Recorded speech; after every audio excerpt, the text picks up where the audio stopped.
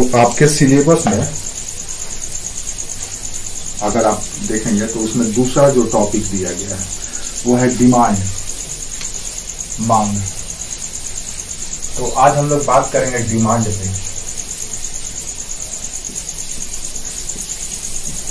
यानी मांग क्या है।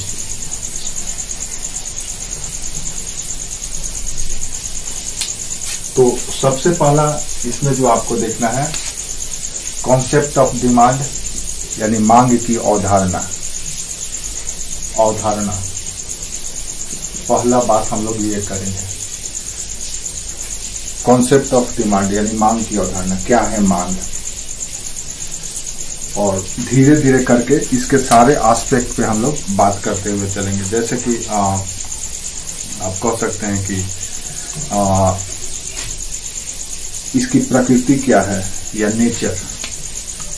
दूसरा हम लोग बात करेंगे इसका प्रकृति या नेचर।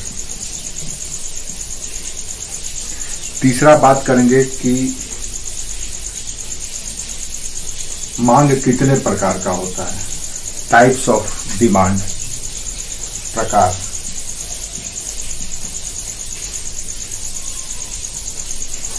फिर बात करेंगे कि मांग किससे प्रभावित होता है या मांग का निर्धारक। नेक्स्ट, मांग का निर्धारक।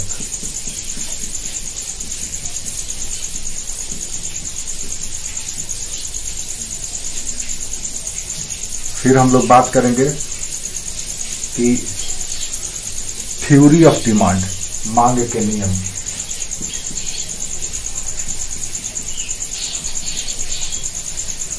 थ्योरी ऑफ डिमांड क्या है, मांग के नियम। फिर हम लोग देखेंगे इलास्टिसिटी ऑफ डिमांड यानी मांग के मात्रा में परिवर्तन या लोच क्या होता है। इलास्टिसिटी ऑफ डिमांड या मांग का लोच या इलास्टिसिटी। इलास्टिसिटी का मतलब है खींचना, फैलना और सिकुड़ना। तो फैलने का मतलब है मांग का ज्यादा होना, सिकुड़ने का मतलब है कम होना। तो वो फिर देखेंगे इसको कैसे मेजर किया जाता है, मांग की लोच का मापन कैसे होता है।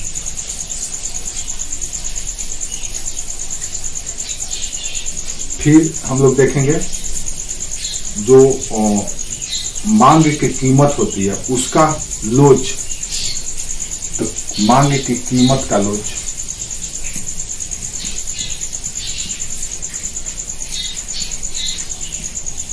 का निर्धारण ये कैसे होता है कि ऐसे समझ लीजिए जब किसी वस्तु की मांग बढ़ती है तो उसकी कीमत भी बढ़ जाती है, और जब कीमत ज्यादा हो जाता है तो मांग घट भी जाता है। तो वो है कीमत का लोच। फिर हम लोग देखेंगे कि कीमत के लोच का इंपॉर्टेंस क्या है बाजार में या अर्थव्यवस्था में, इसका महत्व क्या है, कीमत के लोच का महत्व।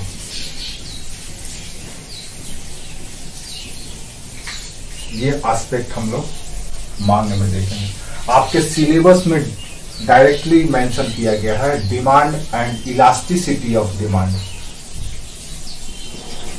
Elasticity of demand. तो ये आपका सिलेबस कवर हो जाएगा पूरा, ठीक है। या आप इसको लिख लीजिए या जैसे समझना है समझ लीजिए।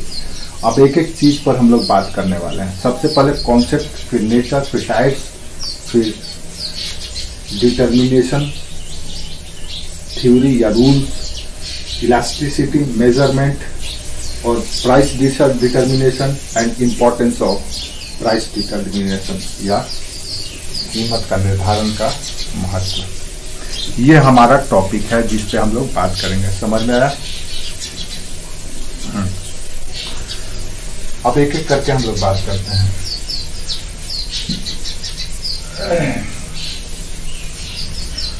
तो जो सबसे पहला एरिया है वो है कॉन्सेप्ट का। कि व्हाट इज द डिमांड या व्हाट इज डिमांड, क्या है मांग। अर्थव्यवस्था में या अर्थशास्त्र में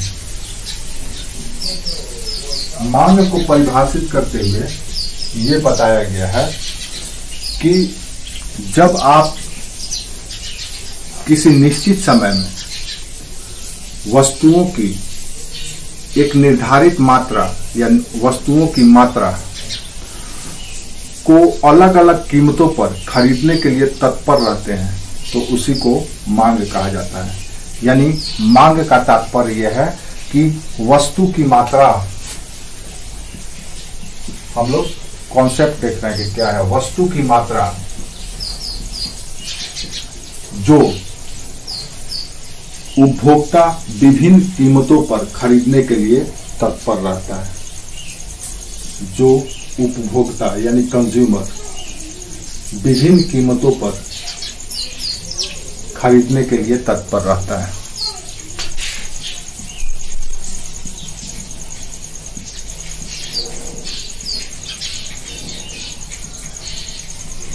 तत्पर या तैयार रहता है।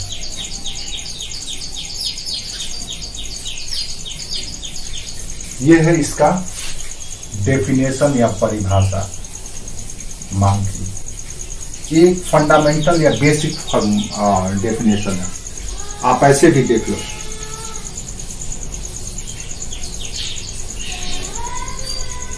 कि हम बाजार में जब किसी वस्तु को खरीदने के लिए हम तत्पर हैं कि नहीं हमको चाहिए, तो इसका मतलब यह है कि एक तो हमारे अंदर इच्छा शक्ति है और दूसरा उस इच्छा शक्ति को पूरा करने के लिए हमारे पास पर्याप्त मात्रा में मुद्रा भी उपलब्ध है।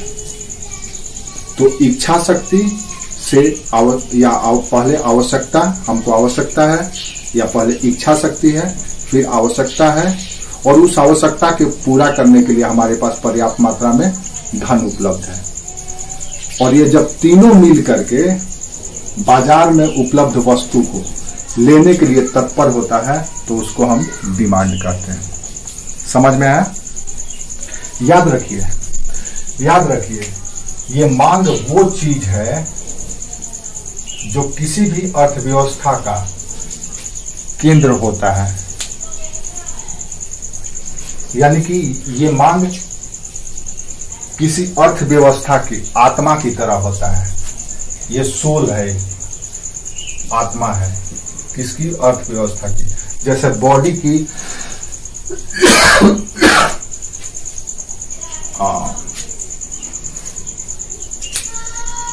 सेंटर ऑफ एनर्जी या जिसको हम आत्मा कहते हैं, अगर वो खींच लिया जाए तो आपका बॉडी चाहे कितना भी दुरुस्त हो, आपके बॉडी का ऑर्गन चाहे कितना भी प्रॉपर तरीके से काम कर रहे हैं, अगर वो आत्मा को खींच लिया जाएगा तो बॉडी डेड हो जाएगा। जैसे आप देखते होंगे कि अच्छा खासा युवा व्यक्ति चलता फिरता घूमता अचानक डेथ कर जाता है, कहीं उसको हल्का सा चोट लगा और मर गया। वो बहाना है, चोट एक बहाना है और उसकी मौत हो जाती है। क्यों? क्योंकि वो जो ऊर्जा है वो ऊर्जा बाहर निकल जाती है। तो अर्थव्यवस्था का मेन जो आत्मा है वो है मांग। और किसी भी अर्थव्यवस्था का जो प्रमुख कार्य या दायित्व होता है वो होता है मांग की पूर्ति करना। मांग की पूर्ति करना। तो इधर से मांग और इधर से पूर्ति। अगर ये मांग नहीं हो तो पूर्ति किसका होगा? अब पूर्ति करने के लिए हम क्या करते हैं? उत्पादन। तो ऐसे समझ लो, मांग आत्मा है, पूर्ति उत्पादन पेट है और पूर्ति आपके शरीर के हाथ पैर मुंह वो सब है। ये तीन अंग है। अगर मांग को हटा दिया जाए किसी भी अर्थव्यवस्था से, आप किसी चीज को खरीदने के लिए इच्छित ही ना हो, आपको कोई चीज चाहिए नहीं तो अर्थव्यवस्था चलेगा? खरीद बिक्री होगा? नहीं होगा। अगर मांग होगा, मान लो कोई ऐसी चीज की डिमांड होने लगी जो बाजार में अभी उपलब्ध नहीं है लेकिन लोग उसकी इच्छा रखते हैं, तो स्वाभाविक है कि आने वाले कुछ समय के बाद उसकी उत्पादन शुरू हो जाएगी, क्योंकि उसकी बाजार में मांग होने लगी। क्लियर है? यानी मांग ही वो केंद्र बिंदु है जिससे अर्थव्यवस्था स्टार्ट होता है। इसीलिए कितना भी बड़ा अर्थव्यवस्था हो, उसका मूल उद्देश्य होता है मांग को पूर्ति करना, मांग की भरपाई करना। ठीक है, अब आइए देखते हैं कि मांग रियल में होता क्या है। सामान्यतः परिभाषा में हम इसको ऐसे समझ सकते हैं कि जो उपभोक्ता अलग अलग कीमतों पर वस्तुओं को खरीदने के लिए तत्पर रहता है, उसी को हम मांग कहते हैं। लेकिन मांग में 3 मौलिक तत्व है। इस परिभाषा से आपको 3 मौलिक तत्व पर ध्यान देना है। क्या क्या है जो हमेशा ही मांग में होना चाहिए? सबसे पहला क्या है? अब हम बात कर रहे हैं मांग के 3 महत्वपूर्ण तत्व जिससे मिल करके ही मांग बनता है। पहला तत्व है इच्छा या आवश्यकता। मांग तभी होगा जब इच्छा होगी, आवश्यकता होगी। पहला तत्व है। दूसरा तत्व है इस आवश्यकता की पूर्ति करने के लिए साधन। तो साधन क्या है उसका? इस आवश्यकता की पूर्ति करने का साधन क्या है? मुद्रा।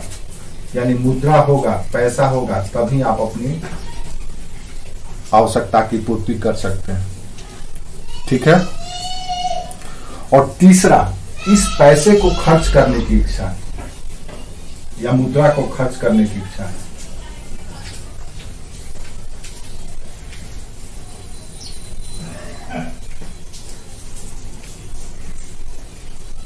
अर्थात मांग के लिए ये 3 मौलिक तत्व होना जरूरी है। ये these are 3 basic components of demand. इसमें से कोई भी अगर अनुपस्थित होगा तो वो मांग नहीं कहलाएगा। तो आप देख सकते हैं कि वस्तु को हम यहां पे लिए हैं कि सिर्फ कीमतों पर खरीदने के लिए तैयार है। तो तैयार है तो इसका मतलब पहले उसके अंदर इच्छा या आवश्यकता होगा, और फिर उसके बाद मुद्रा भी होगा, और उसके बाद फिर उस खर्च करने के लिए उसके अंदर इच्छा शक्ति भी होगी। तब जाकर के वो तैयार होता है, वस्तु को खरीदने की अवस्था में आता है या खरीदने के लिए तैयार होता है। तो ये 3 बेसिक एलिमेंट है, इसी को डिमांड कहा जाता है। क्लियर है? समझ में आया? एक अर्थशास्त्री है, लिख लो, अर्थशास्त्री एल्फर्ड के अनुसार, हाँ एल्फर्ड ये नाम है इनका, अर्थशास्त्री एल्फर्ड के अनुसार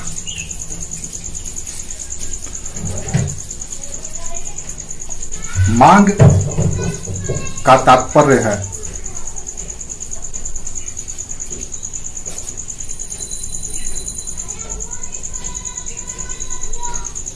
कि अन्य बातें स्थिर रहने पर, अन्य बातें स्थिर रहने पर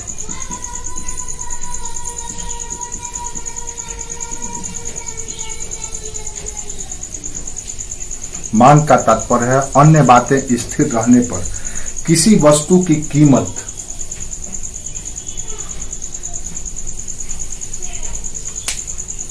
अन्य बातें स्थिर रहने पर किसी वस्तु की कीमत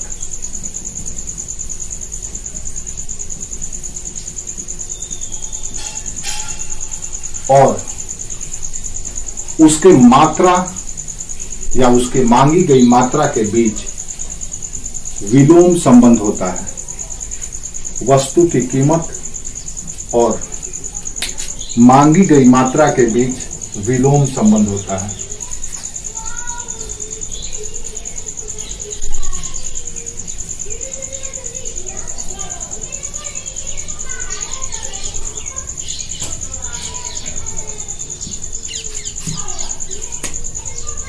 वस्तु की कीमत एवं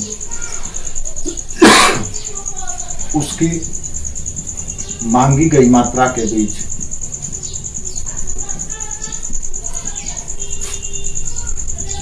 विलोम या इनवर्स विलोम संबंध होता है। ये है एल्फोर्ड का डेफिनेशन मांग का। अब इसमें क्या बताया गया है, इसमें यह बताया गया है, सामान्यतः हमने मांग को समझा कि इच्छा, आवश्यकता, मुद्रा और तत्परता से मिल करके मांग क्रिएट होता है। अगर आपके अंदर सिर्फ इच्छा है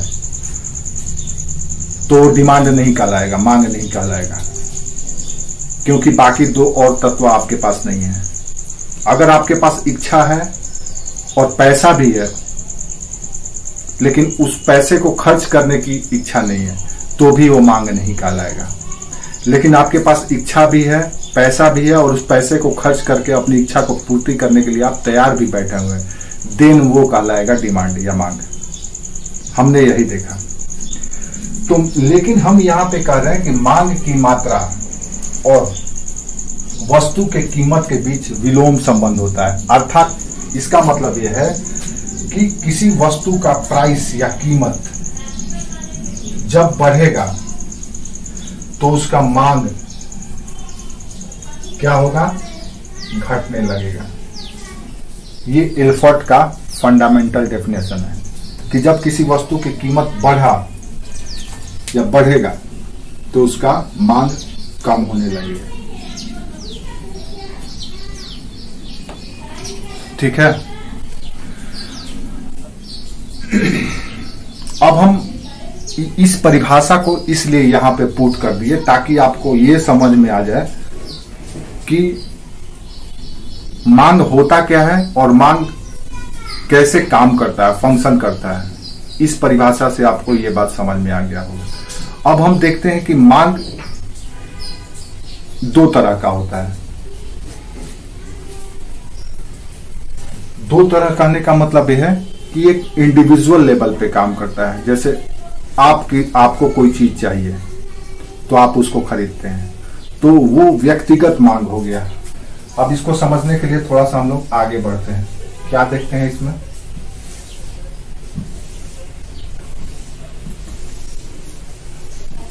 अब दूसरा हम आ रहे हैं प्रकार में, टाइप्स ऑफ डिमांड या मांग के प्रकार। फंडामेंटल कॉन्सेप्ट क्या है डिमांड का, आप समझ लिए कि कौन कौन सा चीज होना चाहिए डिमांड में। अब आइए देखते हैं टाइप्स ऑफ डिमांड या मांग के प्रकार।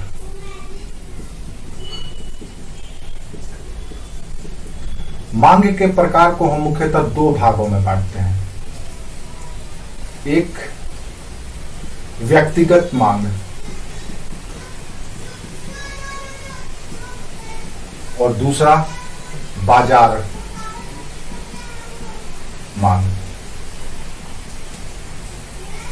ये दो तरह का डिमांड होता है। एक तो व्यक्तिगत है, यानी आप किसी वस्तु को खरीद रहे हैं तो व्यक्तिगत मांग हो गया। जैसे मान लीजिए आपको पेन चाहिए, आपको पेन की आवश्यकता है, इच्छा है, आपको पेन खरीदना है, तो आप गए खरीद के ले आए, तो ये हो गया व्यक्तिगत। तो व्यक्तिगत मांग वो मांग है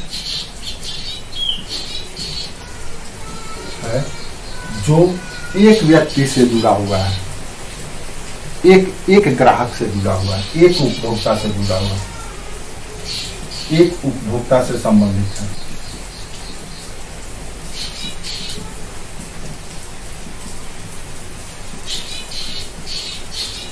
और बाजार मांग का मतलब यह है कि किसी वस्तु के एक से अधिक उपभोक्ता के द्वारा मांगी जाने वाली मांग को बाजार मांग कहा जाता है। तो बाजार मांग का तात्पर्य यह है कि किसी वस्तु की मात्रा को खरीदने के लिए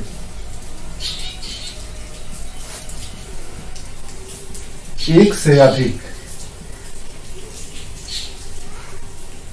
उपभोक्ता की तत्परता या मांग। किसी वस्तु की मात्रा को खरीदने के लिए एक से अधिक उपभोक्ता की तत्परता या मांग बाजार मांग कहलाता है। समझ में आया? तो यानी कि अब मान लो आपने मार्कर खरीदा, सपोज सिर्फ टिंकू ने मार्कर खरीदा, तो ये क्या हो गया? पर्सनल डिमांड या व्यक्तिगत डिमांड, ये हो गया पीडी। जब टिंकू के साथ सुप्रिया, सोनम, अजय, इन सबों ने मार्कर खरीदा, मतलब जो जहां पे है उनकी डिमांड हुई, उनकी इच्छा हुई, उनके पास पैसा है और उन्होंने भी जाकर के मार्कर को खरीदा, तो ये हो गया बाजार की मांग। क्लियर है? यानी कि मांग करने वाला सिर्फ एक व्यक्ति नहीं है बल्कि पूरा बाजार है। ठीक है? तो बाजार एक एक व्यक्ति से ही बनता है।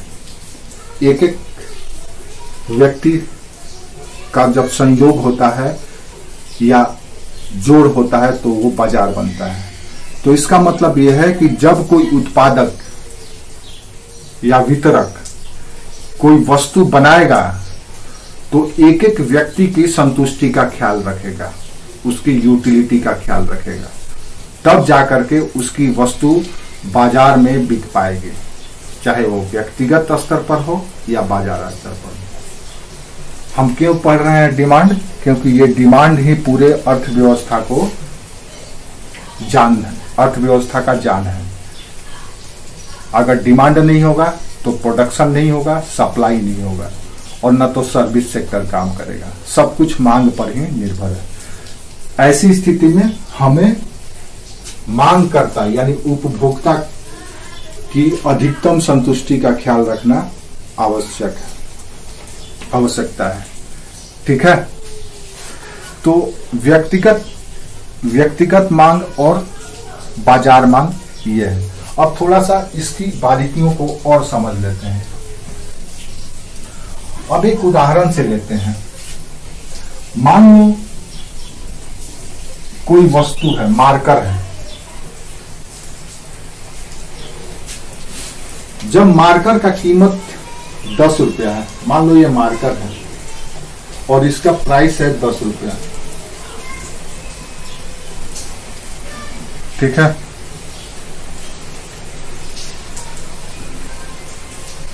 तो जब 10 रुपये का एक मार्कर मिल रहा था या मिल रहा है तो आपने 4 मार्कर खरीदा।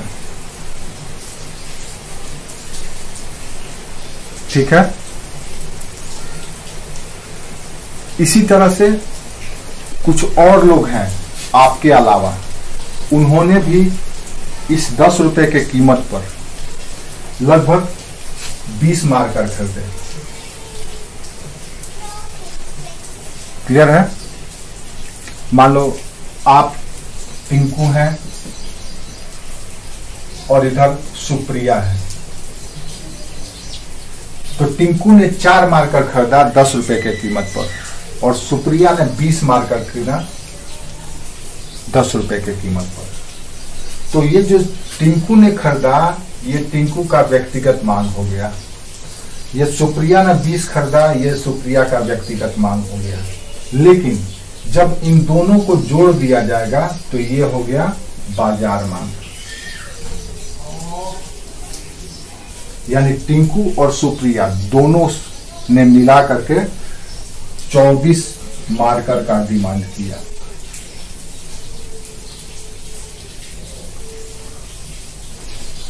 तो व्यक्तिगत मांग 4 रुपया टिंकू के लिए, सुप्रिया के लिए 20।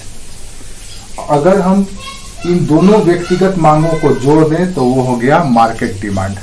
तो मार्केट डिमांड कितना हो गया? 24। समझ में आ गया?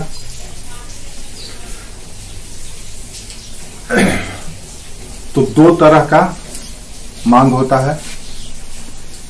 अब आइए हम लोग देखते हैं कि कैसे व्यक्तिगत मांग और कैसे बाजार का मांग फ्लक्चुएट करता है, यानी कि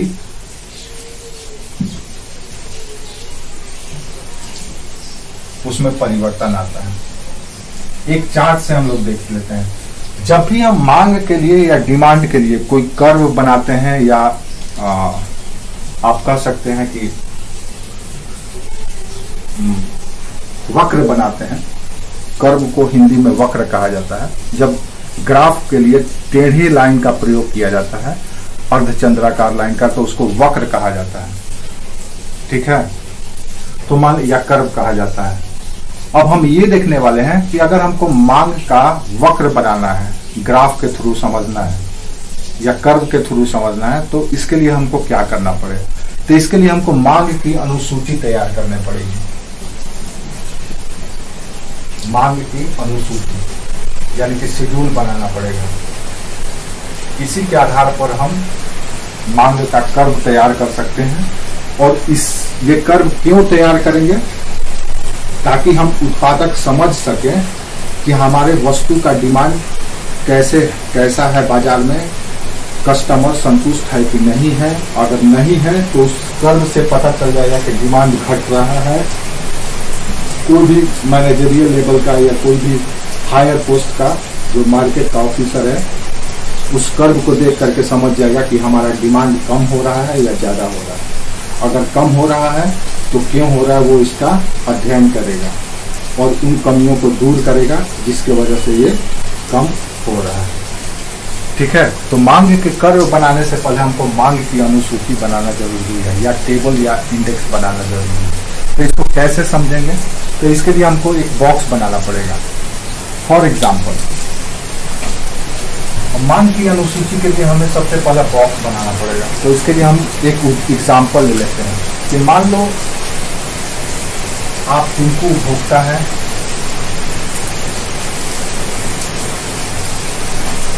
और उनको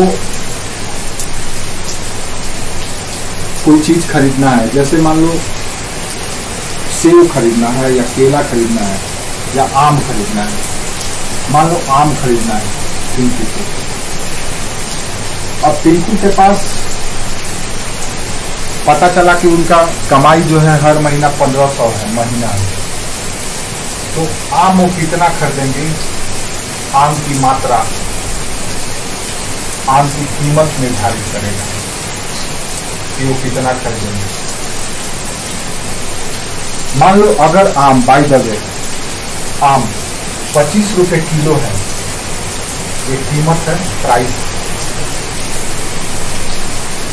25 रुपए किलो है, तो टिंकू उस समय 1000 ग्राम आम खरीदेंगे।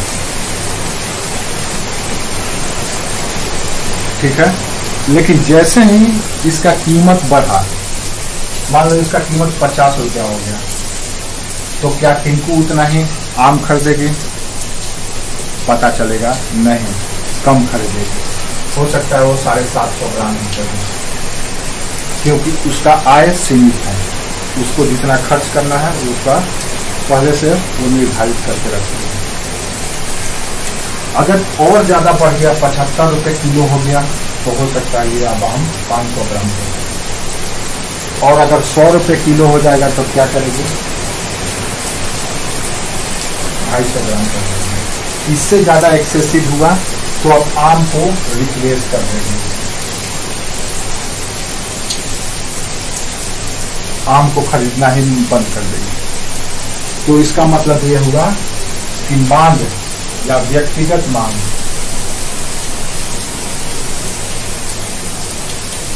जैसे जैसे कीमत बढ़ता है वैसे वैसे मांग घटता चला जाता है।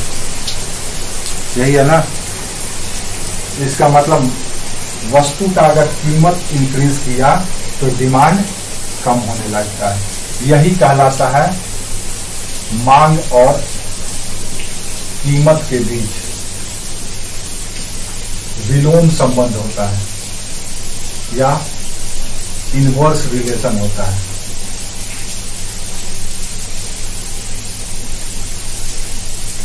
लेकिन इसमें भी बारीकियां हैं जो हम लोग आगे पढ़ेंगे। ठीक है,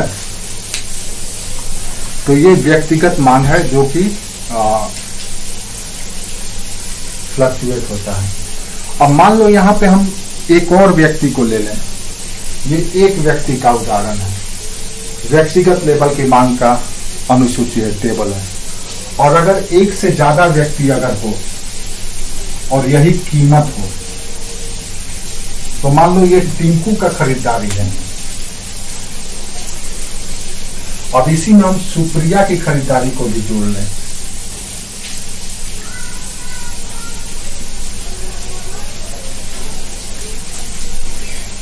तो क्या होगा? तो यहां पे होगा कि मान लो कि आपने 25 रुपए किलो जब था तो 1000 ग्राम या 1 किलो खरीदती थी, और जब 25 रुपए किलो था तो सुप्रिया ये यहां पे 1500 ग्राम खरीदती थी, यानी 1.5 किलो खरीदती थी।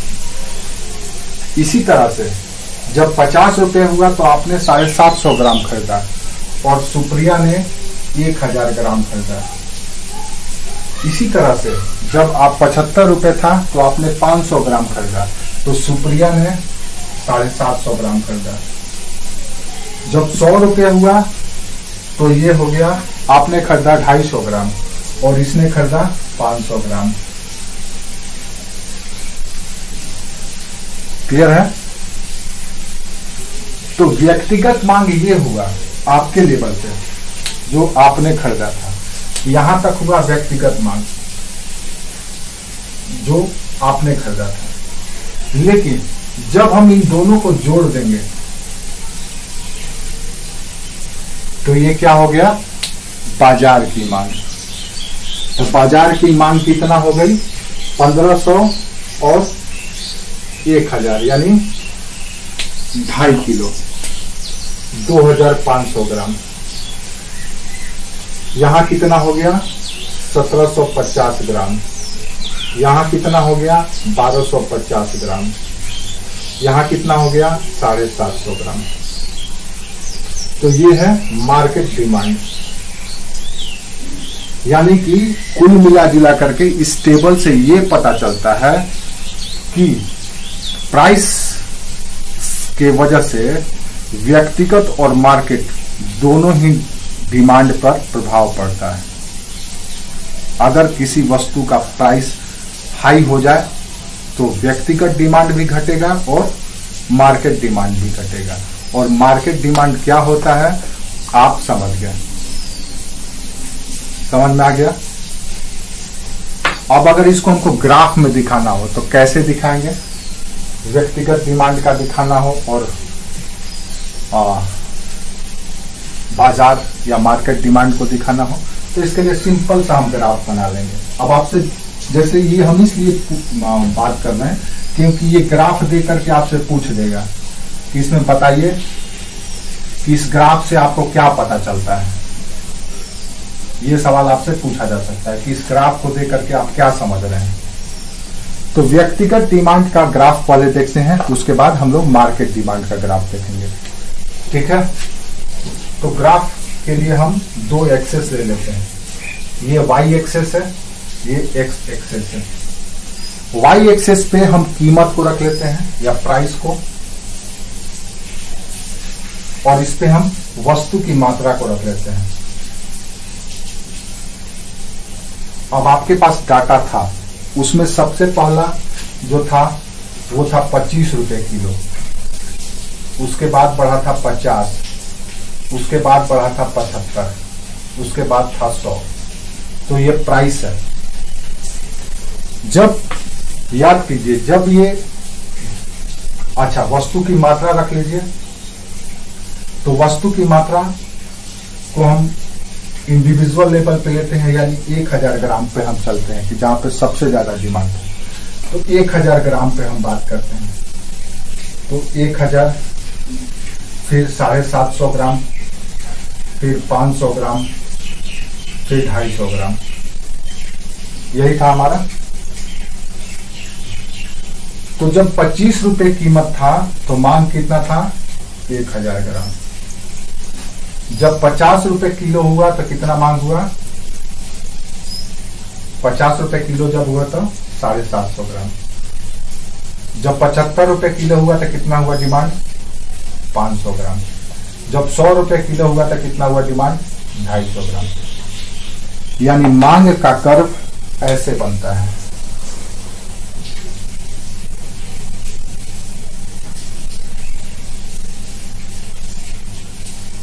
ठीक है, ये डिमांड है।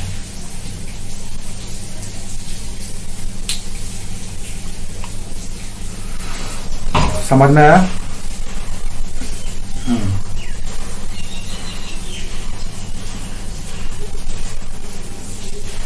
जो हमेशा बाएं से दाएं की ओर झुका होता है, ये व्यक्तिगत डिमांड का कर्व है। समझ में आया? कैसे? अब अगर आपको देखना हो तो आप समझ सकते हैं कि भाई अगर किसी को, मान लो किसी को पता नहीं है, मान लो आप मैनेजर हैं, अब आपको मार्केट का एनालाइज करके कोई आपका मार्केट रिसर्चर वो एक ग्राफ दिया कि भैया ये आपका डिमांड का चार्ट है, देख लीजिए। जब आपने 25 रुपए किलो रखा था तो मांग यहां पर था, 1000 किलोग्राम लोग मांग रहे थे, 1 किलो हर कोई खरीद रहा था। जब आपने 50 रुपए रखा तो इसका मांग घट गया, 750 ग्राम हो गया। जब आपने 75 रखा तो इसका मांग घट के 500 ग्राम हो गया। और जब आपने प्राइस को 100 रुपया किया तो इसका मांग घट के 250 ग्राम हो गया। तो अब आप क्या निर्णय लीजिएगा कि आपका अधिक से अधिक वस्तु भी बिके, वस्तु बिके भी, बिक्री भी हो और आपको मुनाफा भी हो। आप उत्पादक हैं या विक्रेता हैं तो ऐसी स्थिति में आपका काम है कि अधिक से अधिक आपकी वस्तु बाजार में बिके, अधिक से अधिक लोग उसको खरीदें। और अगर गलती से भी कीमत निर्धारण आपने लापरवाही पूर्वक कर दिया बिना सोचे समझे तो आपकी बिजनेस चौपट हो सकती है, आपकी इकोनॉमी कोलैप्स कर सकता है। समझ में आया? तो इसलिए आप इस बात का ख्याल रखेंगे कि आप देखिएगा बाजार में जब भी किसी वस्तु या किसी सेवा का कीमत बढ़ाया जाता है तो अचानक नहीं बढ़ाया जाता है। अचानक अगर कोई वस्तु का कीमत 100 रुपया है तो अचानक उसको 200 रुपया नहीं किया जाता है। अगर 100 रुपया है तो उसमें पहले 5 रुपया जोड़ दिया जाएगा, फिर उसके बाद कुछ दिनों के बाद 5 रुपया और जोड़ दी, इस तरह से बढ़ाया जाता है। समझ में आया? नहीं तो उपभोक्ता अचानक डिमांड कम कर देगा और आपने जो उत्पादन करके रखा हुआ है वो आपका रखे रह जाएगा, बिकेगा नहीं। तब तक मार्केट में कोई दूसरा जगह बना लेगा। इसलिए बहुत ही संवेदनशील चीज है जिसको हमको समझ करके रखना है। समझ में आया? अब आइए हम लोग देखते हैं, ये तो व्यक्तिगत मांग का कर्व हो गया। अब अगर हमको बाजार के मांग का कर्व बनाना हो, ये कर्व है या वक्र है, हिंदी में इसको वक्र कहा जाता है। ये व्यक्तिगत मांग वक्र है या कर्व है।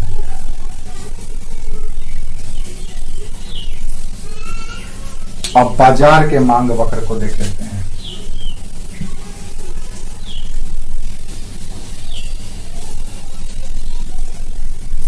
समझ में आ रहा है?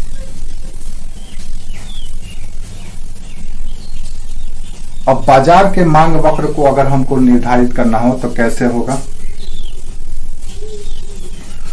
तो बाजार के मांग वक्र को जानने के लिए हमको यहाँ पे थोड़ा सा डाटा को बढ़ाना होगा। मांग को, टोटल डिमांड, कीमत उतना ही रहेगा, मांगी गई मात्रा को बढ़ाना होगा।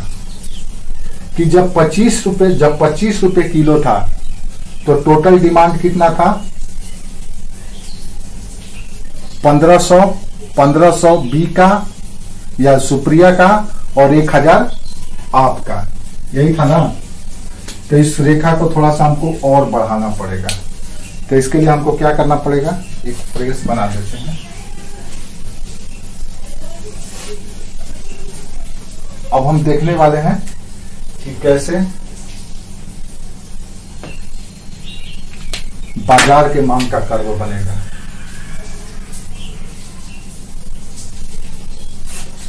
ये Y, ये X, ये कीमत है 25, 50, 75, 100। अब हमको देखना है कि कितना मांग प्रभावित हो रहा है। तो पहला यानी कि टिंकू और सुप्रिया दोनों ने जब 25 रुपए कीमत था तो कितना मांगा था, कुल योग किए थे हम लोग, तो कितना हुआ था 1500 सुप्रिया ने मांगी थी और 1000 आपने मांगा था, यानी कि 2500 ग्राम। उसके बाद जब 50 रुपए किलो हुआ तो आपने मांगा 750 ग्राम और उसने मांगा 1000 ग्राम, यानी कि 1750 ग्राम। फिर जब 75 रुपए किलो हुआ तो आपने मांगा 500 ग्राम और उसने मांगा 750 ग्राम, यानी 1250 ग्राम। जब 100 रुपया कीमत हुआ तो आपने मांगा 250 ग्राम और उसने मांगा 500 ग्राम, यानी 750 ग्राम। अब अगर इससे ज्यादा हुआ तो पता चला टिंकू कुछ भी नहीं ली, मान लीजिए ये 125 रुपया हो गया, तो पता चला टिंकू कुछ भी नहीं ली या 100 ग्राम ली और सुप्रिया जो है 300 ग्राम ली या 400 ग्राम ली। अगर 150 रुपया हो गया तो पता चला टिंकू एकदम कुछ भी नहीं खरीदी, बाकी लोग खरीदे भी तो मात्र 200 ग्राम खरीदे। अब इसको अगर हमको एक कर्व से बनाना है तो कैसे बनेगा, तो 25 रुपए किलो लिए तो 2.5 किलो, 50 रुपए किलो खरीदे थे 1750। जब 75 रुपए हुआ किलो खरीदे तो सीध में चले आएगा 75 का, यानी कि 1250। जो 100 रुपए किलो खरीदे तो 750 ग्राम। क्लियर है। जब 125 रुपए किलो खरीदे तो 400 ग्राम और जब 150 रुपए किलो हो गया तो पता चला 200 ग्राम। अब ये बाजार का कीमत या बाजार का कर्व हो गया, इसको आप जोड़ दीजिए। ये हो गया मार्केट कर्व या बाजार का वक्र, बाजार के मांग का वक्र या कर्व। तो व्यक्तिगत मांग का कर्व और बाजार के मांग का कर्व दोनों एक ही तरह का होता है, दिखता है, लेकिन अंतर सिर्फ यह है कि नीचे में ये कुल मांगी गई बाजार की मांग होती है, जो व्यक्तिगत मांगों के संयोग से या योग से बनता है। बाजार का मांग कैसे बनता है, व्यक्तिगत मांगों के संयोग से। तो अंतर सिर्फ बाजार के मांगे के कर्व में यही मिलेगा कि यहां पर जितने भी लोग मांगे हैं, हमने यहां पे 2 एग्जाम्पल लिया है, अगर यहां पे 10 ले लेते तो 10 मांग में जो वेरिएशन होता या विचलन दिखता, उन सबों को जोड़ करके हम यहां पे देते।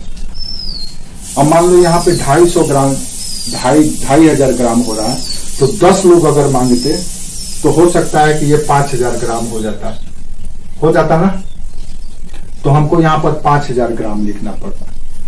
तो ये वेरिएशन या ये चर और ये चर कीमत का चर स्थिर रहता है, या जो कीमत निर्धारित कर दिया गया, फिक्स कर दिया गया, उसके आधार पर मांग ये परिवर्तित होते रहता है। तो ये परिवर्तित चर है और ये स्थिर चर है, वेरिएबल्स है। ठीक है। कीमत के बढ़ने से मांग में एक कीमत बढ़ा और मांग में उठापटक शुरू हो गया। जब 25 रुपए था तो इतना मांग आ गया, इतना मात्रा में डिमांड हुआ।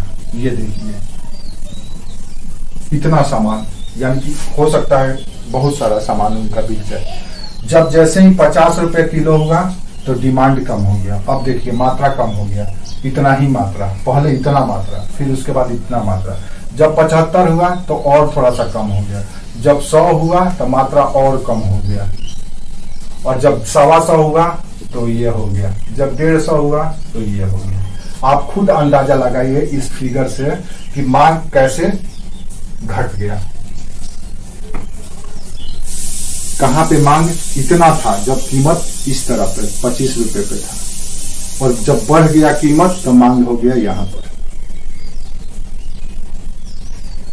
समझ में आया? तो बाजार की मांग हो या व्यक्तिगत मांग हो, इन दोनों के बीच का जो संबंध होता है वो कीमत के प्रतिलोम या विलोम होता है या इनवर्स होता है। अगर कीमत हाइक होगा then demand will be goes down. हाँ, डिमांड कम होता चला जाएगा। ठीक है, तो ये फंडामेंटल बातें थी जो आप